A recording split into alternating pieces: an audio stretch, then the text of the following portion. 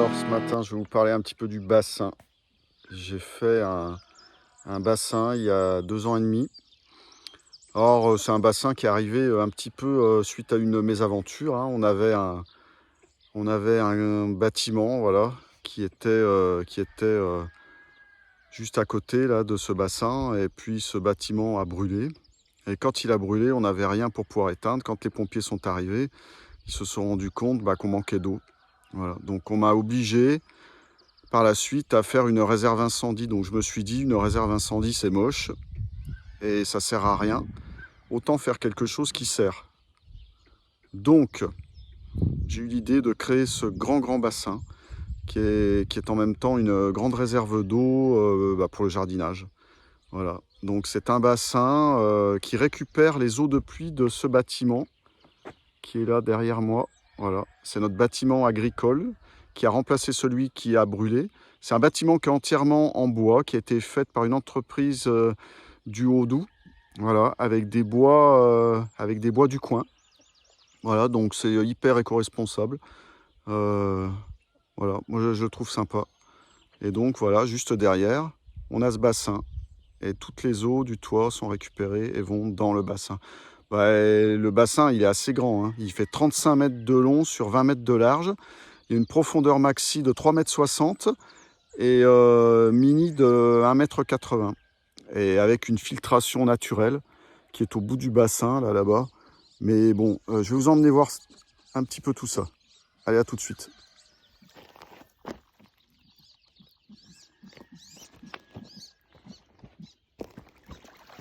Voilà les petits habitants du bassin.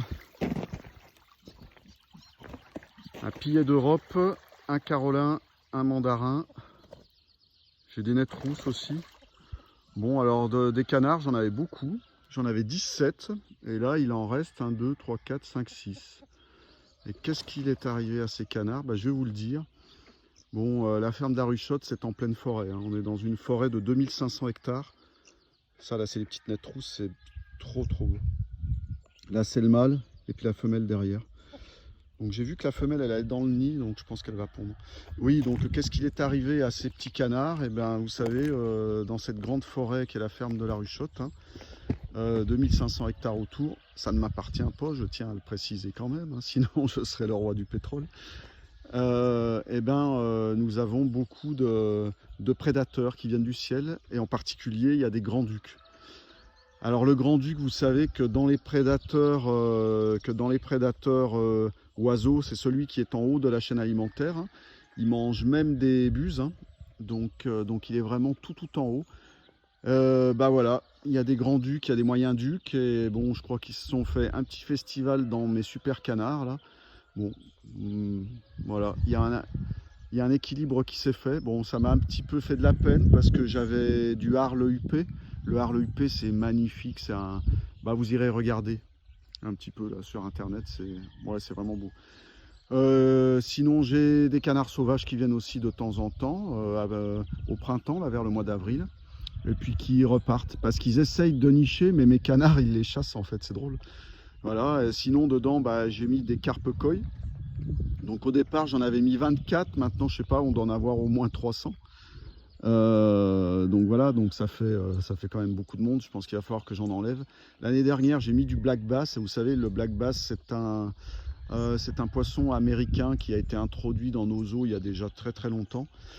C'est un prédateur, voilà, qui peut aller jusqu'à 2,5 kg à peu près chez nous. Donc voilà, moi j'en ai mis 10 l'année dernière.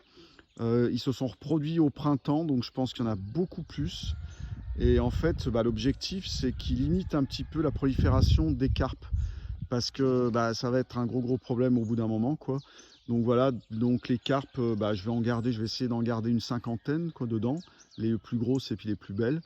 Et puis le reste, on va essayer d'en enlever un petit peu. Alors, il y a un système de filtration naturelle, je vais aller vous expliquer ça, je vais aller me mettre dedans. Alors le filtre, le voilà.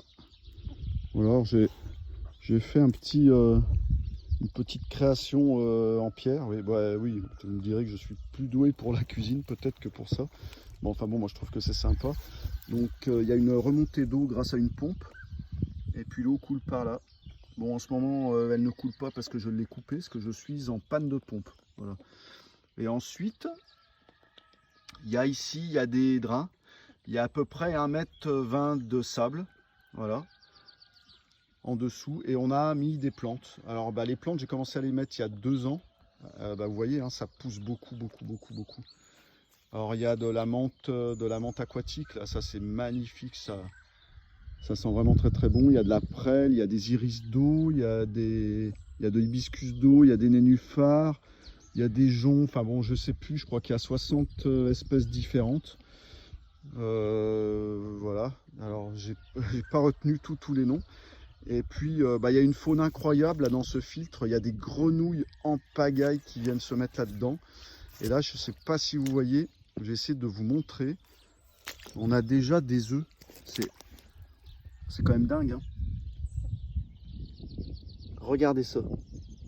Il y a des œufs. Et on voit qu'il y a des petits têtards vivants dedans.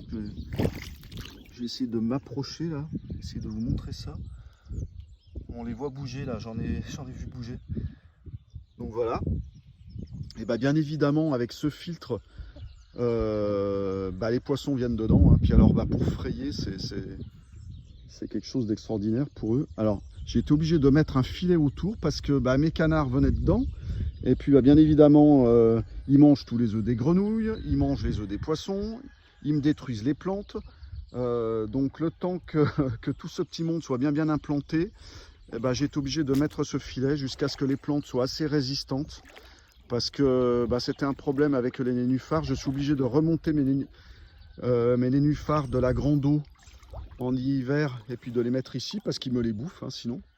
Voilà, donc ils sont dans des bacs là, en attendant que je les réimplante dans le bassin. Et puis voilà, donc tout ça, ça filtre de façon naturelle. Hein. Et quand la filtration fonctionne, on a une eau qui est quand même assez propre. Voilà. Et alors les poissons adorent se mettre dedans. Ils sont sans arrêt dedans, tout le temps, tout le temps. À chaque fois qu'on vient, on en voit tout le temps. À cette époque, non, parce qu'il fait encore froid. Hein. Là, l'eau, elle est super froide. Hein. Tiens, là, je ne sais pas si vous voyez les nettes rousses, là. Elles sont en train de vouloir rentrer dans le bassin, parce qu'elles savent qu'il y a des plantes dedans. Là. Alors que pourtant, hein, elles sont sur un endroit, regardez, un peu ce qu'il y a autour. Il y a de l'herbe de partout. Il y a de l'herbe de partout. Donc, ils peuvent sortir hein, du bassin. Mais non, non. Ils veulent venir manger mes plantes du filtre. Ça a le don de m'agacer. Donc, du coup, j'ai mis, j'ai mis du grillage autour. Voilà.